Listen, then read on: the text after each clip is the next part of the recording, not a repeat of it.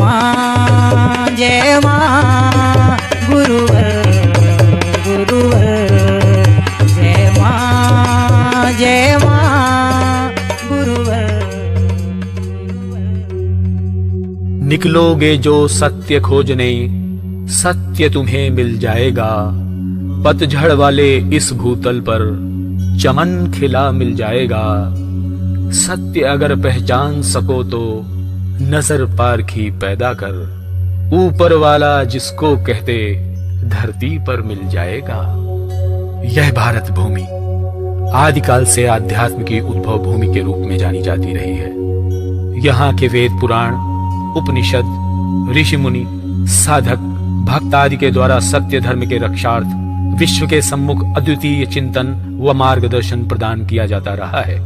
उसी तरह इस काल में भी प्रातःकालीन सूर्य के नवीन प्रकाश की तरह धर्म सम्राट युग चेतना पुरुष परमहंस योगी राज श्री शक्ति पुत्र जी महाराज के द्वारा कलिकाल के तिमिर को हटाकर धर्म को आडंबर रहित, समाज को नशा एवं मांसाहार से मुक्त तथा राजनीति को भ्रष्टाचार मुक्त बनाने का आध्यात्मिक दृढ़ प्रयास किया जा रहा है। इसी क्रम से परम पूज्य गुरुवर की अमृतमयी तेजस्वी वाणी का यह चिंतन आप सबके हितार्थ प्रस्तुत है। जय गुरुवर की, जय माता की। माता स्वरूपम देवी स्वरूपम देवी स्वरूपम प्रकृति स्वरूपम प्रकृति स्वरूपम प्रणम्यम प्रणम्यम प्रणम्यम प्रणम्यम। बोल माता आदि शक्ति जगजनी जगदम्बा माते की।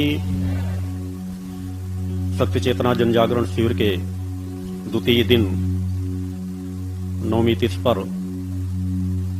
यहाँ उपस्थित अपने समस्त शिष्यों, इस व्यवस्था में लगे हुए समस्त कार्यकर्ताओं, मां के भक्तों, दर्शनार्थियों को अपने हृदय में धारण करता हुआ माता आदि शक्ति जगजनी जगदम्बा का पूर्ण आशीर्वाद प्राप्त करता हुआ अपना पूर्ण आशीर्वाद आप समस्त लोगों को समर्पित करता हूं।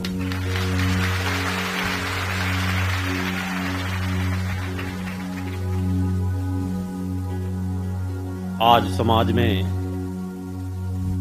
जहां हर मानव कहीं न कहीं दैहिक, दैविक, भौतिक तापों से ग्रसित है, ऐसा कोई मानव नहीं है जिस मानव के जीवन में किसी न किसी पक्ष का कोई न कोई संघर्ष न हो।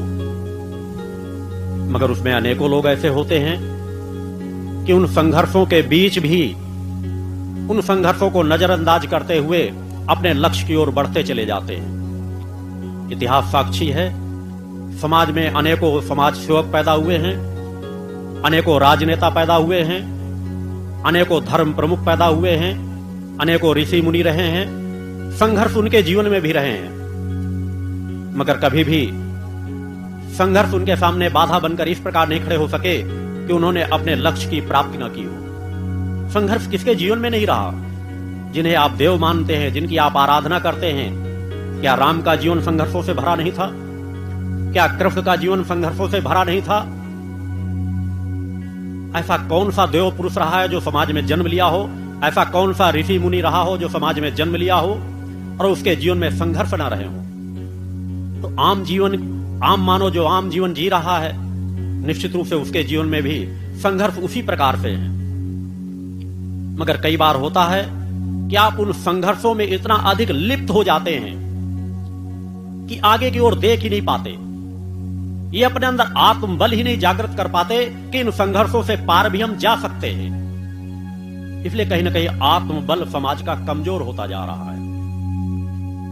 आत्मा में एक के बाद एक इतने आवरण पड़ते चले जा रहे हैं कि आत्मा की चेतना तरंगों का एहसास मानो कर ही नहीं पा रहा कि आत्मा में कितनी दिव्यता है, कितनी अलौकिकता है, कितनी क्षमता आपके अंदर भरी हुई है। आप बाहर से सब कुछ अर्जित करना चाहते हो, बाहर से आशीर्वादों को एक के बाद एक आशीर्वाद प्राप्त करने की कामना रखते हो, मगर आशीर्वाद जब आध्यात्म क्षेत्र से जाते हैं, ऊर्जा तरंगों के माध्यम से जाते हैं, किसी भी साधु संत सन्यासी के हों, किसी भी देवी देवताओं के हों, किसी भी मंदिरों के हों, किसी भी जगह के हों, मगर यदि आपके आत्मा पे पड़े हुए आवरण हटे नहीं हैं, तो चेतना तरंगे आपके शरीर तक जाएगी और शरीर से वापस हो जाती है। आप फल प्राप्त नहीं कर पाते जब तक आपका अंतःकरण निर्मल नहीं होगा, आपका अंतःकरण पवित्र नहीं होगा। तब तक आप कई बार पूर्व जीवन के संस्कारों को जो है उनके फलों को खाते रहते हैं। कई बार आगे बढ़ते हैं, कई बार एक घटना आपको बहुत पीछे फेंक देती है। मगर यदि आपके अंदर संघर्ष करने की क्षमता हो, वास्तविकता का, सत्य का जीवन समझ सके। मैंने इसलिए कहा कि राम का जीवन भी संघर्षों से भरा था, कृष्ण का जीवन भी संघर्षों से भरा था। ये वो दो देव पुरुष हैं जिन्हें आज आप या आज अधिकांश समाज स्वीकार करता है। उस काल में अनेकों लोगों ने नहीं स्वीकार किया। किसी ने किसी को राजपुत्र माना, किसी ने किसी को रसिया माना, किसी ने किसी रूप पे देखा, किसी ने किसी रूप से देखा। मगर जिसने जिस रूप से देखा उस रूप से उनकी शक्तियां उन्हें प्राप्त हुई। आज का जीवन भी संघर्षों से भरा हुआ है। काम, क्रोध, लोभ, मोह, ये ऐसी कौन सी चीज है जो मानव में, पशु में, पक्षी में, जीव जंतुओं में, कीट पतंगों में ऐसा कोई भी जीवधारी नहीं है जिस जीवधारी पर यह काम, क्रोध, लोभ, मोह समान भाव से न हो। आप अनेकों बार देखते हैं, छोटे से छोटे पक्षी को देखें, वो भी अपने बच्चों को कितने चाव से अन्न के दाने को खिलाता है, प्रेम करता है, उनके घोंसले बनाता है। बच्चे के जन्म के पहले से घोंसले बनाना शुरू कर देता है। उनकी देखरेख करता है कि खुद भोजन करने नहीं जाता, उनकी देखरेख करता है। मौसम बिगड़ता देखता है तो उनको छाया कर लेता है, ढकता है। मोह उनका भी उसी प्रकार है, बच्चों के प्रति, अपने बच्चों के प्रति, देखरेख के प्रति। कोई भी जंगल में रहने वाले जीव जंतु हो, हिंसक जीव जंतु हो, उनका भी प्रेम, मोह, काम, क्रोध, लोभ, मोह सब उसी प्रकार है। बच्चों की किस प्रकार रक्षा करना है, किस प्रकार, अभी आप लोगों ने कुछ समय पहले टीवी में देखा होगा, एक जो क्रम दिखाया गया है कि एक भैंस के बच्चे को एक बाघ ने पकड़ लिया, सिंहों के झुंड ने पकड़ लिया। पहले एक बार भैंसों का पूरा झुंड भगता चला गया डर बस, मगर जब एक उसकी मां ने, भैंस ने देखा कि मेरे बच्चे को सिंह ने पकड़ लिया है, वो दूर तक गई जरूर मगर बच्चे के मोह को त्याग नहीं सकी और दौड़ करके पूरी क्षमता, पूरे भैंसों का समूह तो नहीं आया, वो दौड़ती हुई आई और सिंह से लड़ पड़ी और लड़ते लड़ते सिंह को उसने भगाया और भगा करके अपने बच्चे को बचाया। और थोड़ी देर में पूरा समूह, भैंसों का समूह, मैं इसलिए उदाहरण दे रहा हूं जिन्हें कम बुद्धि का माना जाता है, वह भैंसों का समूह संगठित होकर के आया और संगठित होकर के आकर के शेरों के समूह को खदेड़ता चला गया। सबके अंदर वही भाव है, संगठित होने की विचारधारा, रक्षा करने की विचारधारा, अपने आप को बचाने की विचारधारा। चींटी भी अपने घोंसले में अन्न के दाने ले जा करके संग्रहित करती चली जाती है, संग्रह करने की प्रवृत्ति। हर तरह की प्रवृत्ति सभी में समाहित है।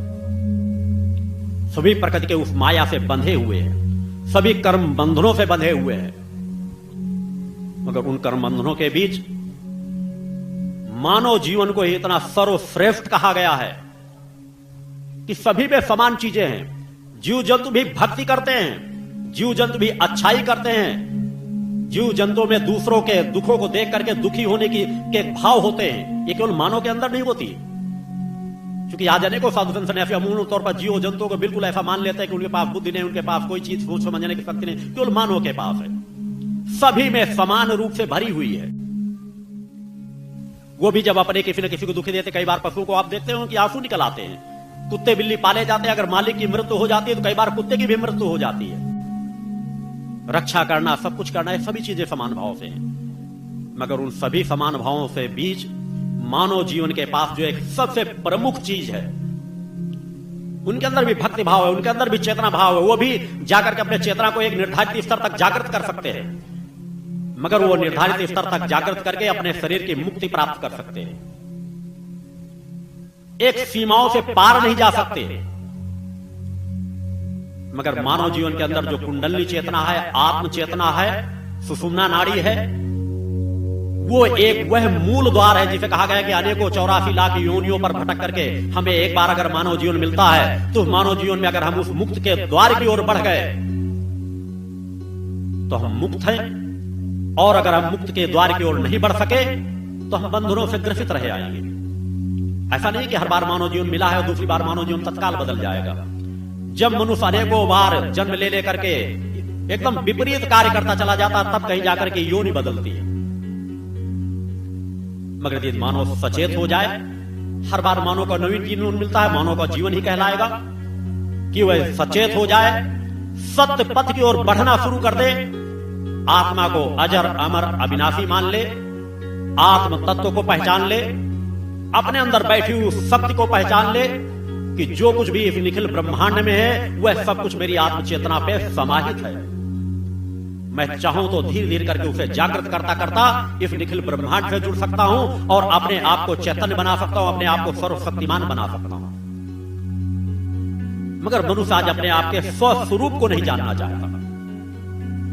तो बड़ी विडंबना यही है कि स्वस्वरूप को न जानने के कारण ही समाज में नाना प्रकार की विघ्न बाधाएं इतनी विपरीत परिस्थिति पैदा करती चली जा रही है कि कलिकाल पूरा अपना साम्राज्य स्थापित करता चला जा रहा है। सत्य की विचारधारा से लोग दूर हटते चले जा रहे हैं। सत्य असत्य में निर्णय ही नहीं कर पाते कि सत्य का पलड़ा कौन सा है, असत्य का पलड़ा कौन सा है, हमें क्या करना चाहिए और क्या नहीं करना चाहिए। केवल एक लोभ, इतना काम क्रोध लोभ मोह इतना अधिक मानव के अंदर समाहित हो चुका है कि उससे मुक्त जीवन का एहसास ही नहीं कर पाते कि आनंदमय जीवन होता क्या है।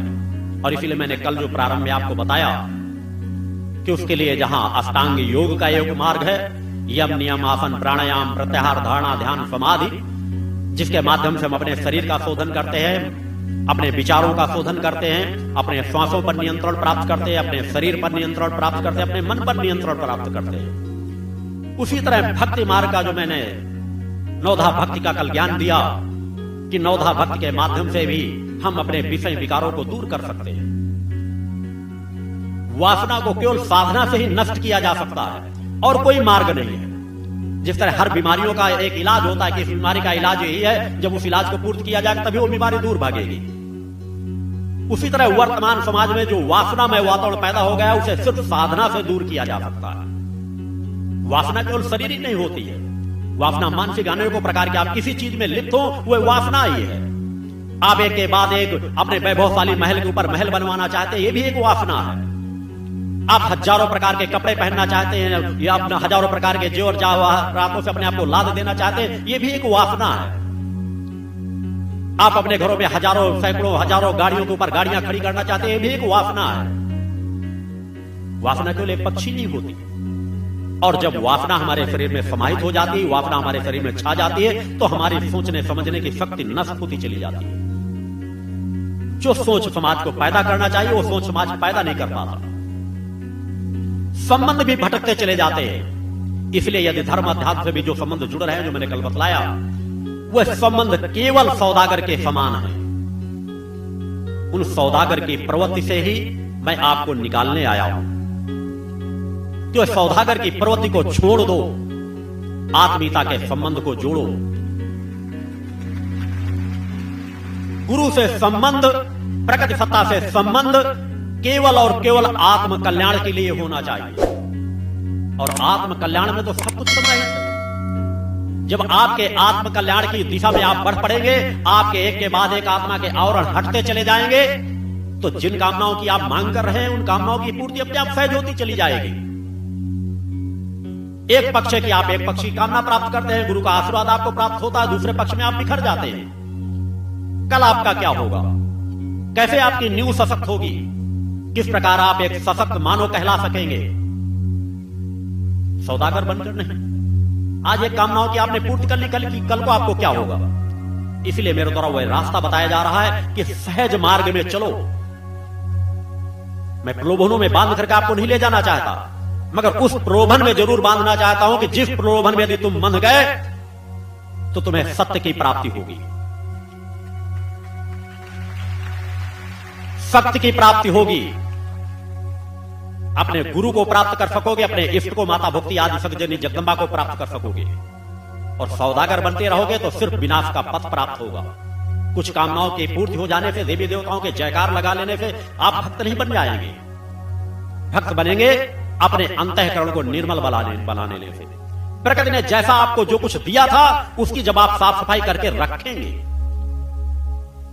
प्रकृति सत्ता ने इस रूप से देखने के लिए आपको चेतना नहीं दी थी, मानव को वह दिव्य आत्मा, वह दिव्य चेतना प्रकृति सत्ता ने इसलिए नहीं दी थी कि उसमें आप इतने आवरण डाल लें, केवल क्षणिक प्रलोभनों के वशीभूत आप भगते चले जा रहे हैं कि जो रचना आपको अच्छी लगती है, जो इंद्रियां आपको भोगना चाहती हैं, ये स्थूल शरीर जो आपका भोगना चाहता है, उसी भोगवाद में आप लिप्त होते चले जा रहे हैं। जबकि आपके शरीर में स्थूल के अंदर बहुत ही नजदीक सूक्ष्म शरीर समाहित है। आपका दोनों का संतुलन होना चाहिए। मगर हजारों हजारों वर्षों से समाज की विडंबना, समाज इतना भटकता चला आया है कि साधना करने के बाद भी वो सूक्ष्म शरीर का एहसास नहीं कर पाता, इसलिए कि उसमें बहुत कुछ अंतर आ चुका है, बहुत कुछ आवरण पड़ चुके हैं। समाज की सोच भटक चुकी है, समाज की दिशा भटक चुकी है। इसलिए आज आवश्यकता है कि फल की कामना मत करो, कर्म और कर्तव्य की कामना करो। कर्म और कर्तव्य मांगो कि हमें मानव जीवन मिला है, अगर हमें कोई सत्य का स्थान मिला है, अगर हमें सदगुरु की प्राप्ति हुई है, तो हमारा कर्म क्या बनता है, हमें इसका ज्ञान प्राप्त हो। हमारा कर्तव्य क्या बनता है, हमें इसका ज्ञान प्राप्त हो। और कर्म और कर्तव्य के पथ पर बढ़ चलो, कल्याण उससे होगा। जब आप सत्य मार्ग पे चलोगे, निष्ठा, विश्वास और समर्पण से भरपूर हो जाओगे, रोम रोम आपका सतो गुणी हो जाएगा। सब कुछ इस शरीर में समाहित है, केवल उधर पलट करके देखने की जरूरत है। इस चीज को तो आपने बहुत कुछ पढ़ा होगा, सुना होगा कि मृग की नाभि में कस्तूरी बसती है और वो जंगल में ढूंढता रहता है। अरे वो तो एक बात पशु है, पशु की संज्ञा में श्रेणी में आता है। मगर आप तो अपने आप को इंसान और मानव कहते हो, क्या आप उनसे बदतर नहीं हो? उसके पास तो केवल कस्तूरी है और उसे आप कह रहे हो भटक रहा है। आपके अंदर वह कस्तूरी बैठी है जिससे हजारों करोड़ों कस्तूरियों का निर्माण हो सकता है, और फिर भी आप भटक रहे हो, फिर भी आपके अंदर सोच पैदा नहीं हो रही। इसलिए कि आप भौतिकतावाद के झंझावातों में इतना अपने आप को भटका चुके हो, और आप ही ने अनेकों धर्मगुरु, धर्माचार, योगाचार, बड़े बड़े ब्रह्म ऋषि, योग ऋषि अपने आप को कहने वाले, ये सब लिप्त पड़े हुए हैं। लक्ष्य और पथ का भान भूल चुका है।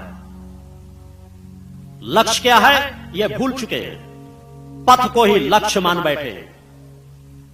हर व्यक्ति पथ को ही लक्ष्य माने बैठा है। एक से एक आपको मिल जाएंगे ब्रह्म जीव ज्ञान माया पे बड़े बड़े प्रवचन देने वाले, गीता को कंठस्थ किए बैठे होंगे, अनेकों वेद शास्त्र उपनिषदों को कंठस्थ किए बैठे होंगे, और कंठस्थ करके उसी को अपना सार ज्ञान मान लेते हैं कि हमने गीता को कंठस्थ कर लिया। गीता पे एक के बाद एक श्लोक सुनाते, उसका अर्थ सुनाते चले जाएंगे और अपने आप को ब्रह्मज्ञानी परमहंस कहला जाएंगे। यही हो रहा है। आपको कहीं ना कहीं सोच पैदा करने की जरूरत है कि वेदों, पुराणों पे, उपनिषदों पे चिंतन देने वाले अनेकों मिल जाएंगे, मगर क्या वेद, पुराण, उपनिषदों का की रचना, गीता की रचना केवल इसलिए की गई है कि आपको इसको रट लो, इसके रट्टू तोता बन जाओ और बस उसका ही बखान करते जाओ और अपने आप को ब्रह्म ज्ञानी मान लो? यह लक्ष्य है। गीता हमें वह लक्ष्य का ज्ञान कराती है, वह पथ बतलाती है। गीता हमारे लिए एक पथ है उस लक्ष्य तक पहुंचने के लिए, मगर लोग पथ को ही अपना लक्ष्य मान बैठे। हर व्यक्ति, चाहे जिसको देखो, सिर्फ धर्म को माध्यम बना करके केवल धन अर्जन उनका मूल लक्ष्य बन चुका है। सत्य का अर्जन कि अगर वास्तव में, चूंकि मेरे द्वारा जो चुनौती रखी जाती है केवल गर्व और घमंड से नहीं रखी जाती। मैं एक किसान परिवार में पैदा हुआ हूं, भदवा ग्राम में मेरा जन्म प्राप्त हुआ है, उत्तर प्रदेश में फतेहपुर जिले में। एक सामान्य सा जीवन जीता हूं, आप लोगों के बीच रहता हूं, मगर मैं जानता हूं कि आज वर्तमान समय में पूरा समाज दिशा भ्रमित है, और जब धर्म के रक्षक दिशा भ्रमित हो जाएंगे तो समाज दिशा भ्रमित होगा ही। समाज को दिशा कौन दिखाएगा? एक के बाद एक जो उनके शिष्य तैयार होते हैं, वो भी उसी तरह कथावाचक शिष्य तैयार होंगे। उन रट्टू तोताओं के 2-4-10 रट्टू तोते और तैयार हो जाएंगे। उनको इस चीज का एहसास ही नहीं कि स्थूल और सूक्ष्म का जब तक हम संबंध नहीं जोड़ेंगे, तब तक हमारे लिए धर्म, शास्त्र, ग्रंथ, उपनिषद सब कुछ बेकार हो जाएंगे। ये हमारे लिए किसी कार्य के लिए, ये हमें कहां तक पहुंचाते हैं किस बिंदु पर जाकर शब्दों का लोप हो जाता है, इस चीज का ज्ञान ही उनको नहीं है। उतने ही आपसे अपने आप को परिपूर्ण मान लेते हैं, धर्म ग्रंथों का अध्ययन कर लिया, अपने आप को पूर्ण मान लिए, ज्ञानी बन गए, अपने आप को ये मान लिया कि बस अपने प्रकृति से एकाकार कर लिया। मगर वहां पर ढोंग होता है, छलावा होता है। मगर आज सत्य कहने की हिम्मत किसी में नहीं। निश्चित मैंने कहा, जो थोड़ी भी अच्छाई करता उसके पास भी कुछ ना कुछ अच्छाइयां होती है। कोई साधक प्रवृत्ति का जीवन जी रहा है, कोई साधक प्रवृत्ति का जीवन जी रहा है। मगर मैंने कहा, इस प्रवृत्ति पर विराम ले लेना, लक्ष्य पर ही अपने आप में विश्राम करने लग जाना, यह उन ज्ञानियों की सबसे बड़ी अज्ञानता है। उन हमारे बड़े बड़े धर्माचार्य, बड़े बड़े योगाचार्यों की सबसे बड़ी अज्ञानता है।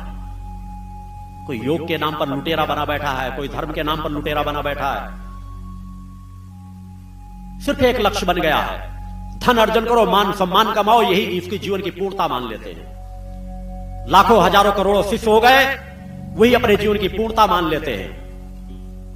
एक नहीं अनेकों मठों की स्थापना हो गई, वही उनकी जीवन की पूर्णता हो गई। आज समाज पूरा दिशा भ्रमित होता चला जा रहा है, और इस दिशा भ्रमित समाज को दिशा दिलाने के लिए सिर्फ एक मार्ग है कि साधक की प्रवृत्ति समाज में पैदा करना।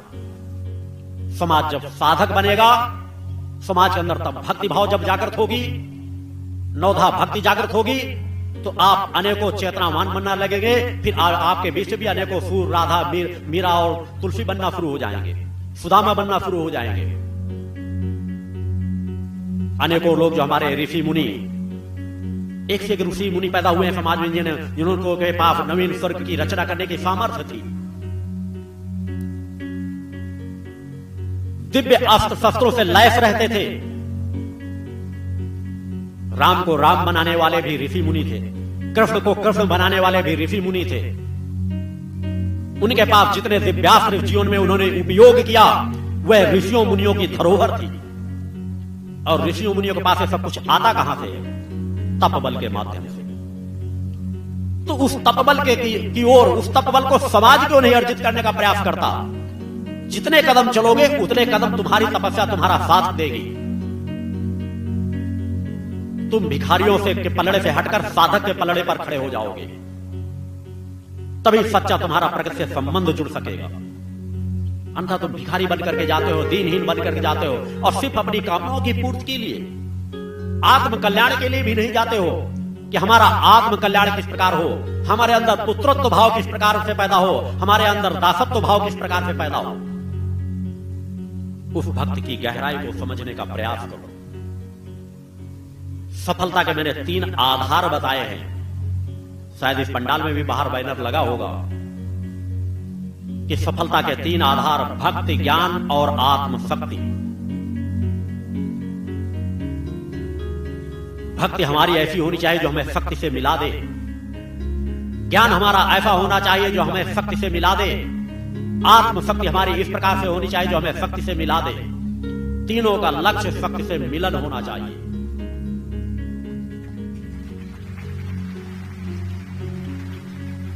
हर मनुष्य के अंदर वह दिव्य अलौकिक क्षमता आत्म चेतना के रूप में बैठी हुई है। नियमित यदि यहाँ पे जो नित्य साधना के क्रम बताए गए हैं, उनको यदि मन मस्तिष्क को एकाग्र करके, क्योंकि जितने समय तुम पूजन में बैठते हो उतने समय भी कामनाएं तुम्हारे ऊपर हावी रहती है। मैं उन बिंदुओं में सहजता से आज का चिंतन देना चाहूंगा जिससे तुम्हारे विचार संतुलित हो सके, तुम्हें एक दिशा मिल सके। कई बार होता तुम बड़े बड़े स्तोत्रों का पाठ करते रहते हो, मंत्रों का जाप करते रहते हो, मन एकाग्र नहीं होता, इसलिए कि कामनाओं का बोझ तुम्हारे शरीर में सवार होता है। पूजा भी इसलिए करते हो हमारी समस्याओं का समाधान हो जाए, और एक तरफ चाहते हो मां की कृपा भी प्राप्त हो जाए। जितने मैं जहां तक मानता हूं कि जितने मंत्र आप सुबह शाम बैठ के जाप नहीं करते, दिन भर में उतनी कामनाएं आपके मन मस्तिष्क में हावी हो जाती है। आप वर्तमान का जीवन ही नहीं जी रहे। अतीत का बोझ तुम्हारे मन मस्तिष्क पर छाया रहता है। चेहरा बता देता है पूरा भविष्य, चेहरा बता देता है पूरा वर्तमान, चेहरा बता देता है कि आपका अतीत क्या है। सब कुछ पढ़ने की क्षमता होती है। मानव का चेहरा, मानव का कोई एक अंग भी अगर देख लिया जाए, एक अंगूठे का केवल नाखून देख लिया जाए, उसका पूरा भूत भविष्य वर्तमान बताया जा सकता है। अंगूठे के नाखून को छोड़ दो, केवल इस अंगूठे की गांठ को देख लिया जाए, उसका पूरा भविष्य बताया जा सकता है। पैर के नीचे के घुटने को देख लिया जाए, उसे उसका पूरा भविष्य बताया जा सकता है। रोम रोम चीख चीख करके कहता है कि आपका भूत भविष्य वर्तमान आपके शरीर के अंदर समाहित है, और शरीर से उसी तरह उभर करके आपके शरीर के स्थूल में अंकित होता रहता है। उसको आप अच्छा भी बना सकते हो, बुरा भी बना सकते हो। इस चीज की घटनाओं की मैंने एक नहीं सैकड़ों प्रमाण भविष्य में दिए कि मेरे जीवन में कोई भी ऐसा काल, कोई भी ऐसा पल नहीं जो छिपा हुआ हो। किसी का भविष्य, भूत, भविष्य, वर्तमान बता देना मेरे लिए कोई कठिन कार्य नहीं। एक नहीं सैकड़ों प्रमाण समाज के बीच दिए गए। कब किसकी मृत्यु होगी, कब किसको किस प्रकार की स्थिति होगी, कब किसके साथ दुर्घटना होगी, ये सब दिन तारीख तक ही अनेकों घटनाएं प्रमाणिक रूप में समाज में दी गई। बार बार हर शिविरों में वो चिंतन में देना नहीं चाहता, उसमें समय अपना बर्बाद नहीं करना चाहता, और ना उनके प्रलोभनों से आपको जोड़ना चाहता। क्योंकि मैं जिस तरह के प्रलोभन से आप जो आपकी उसी तरह विचारधारा कि हमें भी ऐसा एक कार्य हमारे लिए कर दिया जाए। इस तरह के इस शरीर में आश्रम में आने के पहले हर तरह के कार्य समाज के बीच किए गए। एहसास कराया गया, एक स्थान पर बैठ करके दूसरे देशों तक की जानकारी दी गई कि कहां पर क्या हो रहा है। घातक से घातक बीमारियों को हाथ के स्पर्श के माध्यम से दूर किया गया। मगर मेरा यह लक्ष्य नहीं, मैं यहां बीमारों को इकट्ठा नहीं करना चाहता। तुम्हारी जो सबसे बड़ी बीमारी है, उस बीमारी को दूर करने आया हूं जिसको तुम समझ भी नहीं पा रहे। बीमारियों को, जो मूल बीमारी है, आत्म चेतना में पड़ा हुआ आवरण हट जाए, बीमारियां अपने आप दूर होती चली जाती है।